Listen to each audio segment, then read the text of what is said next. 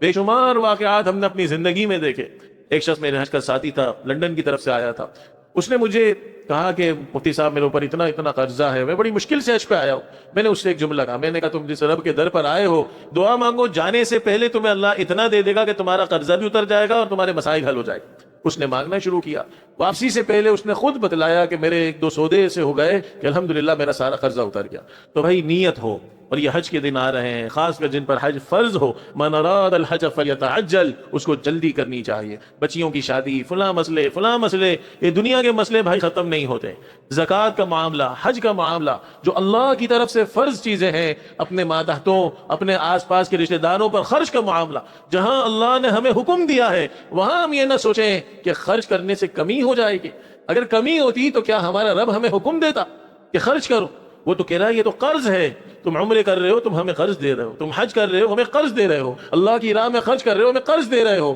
غریبوں ماتحتوں کو دے رہے ہو، ہمیں قرض دے رہے ہو۔ تو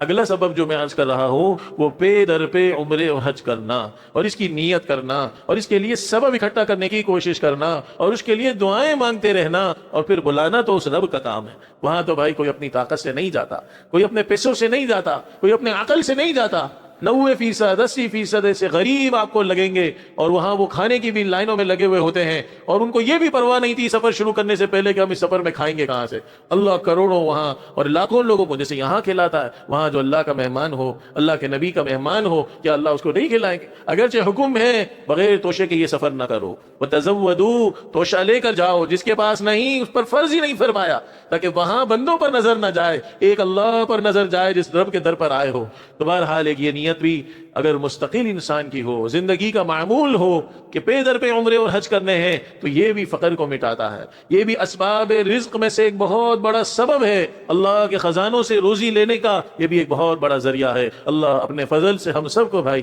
قبولیت والی بار بار حرمین شریفین کی حاضری اپنے گھر والوں کے ساتھ، بچوں کے ساتھ، ماں باپ کے ساتھ اپنے فضل سے نصیب فرمائے۔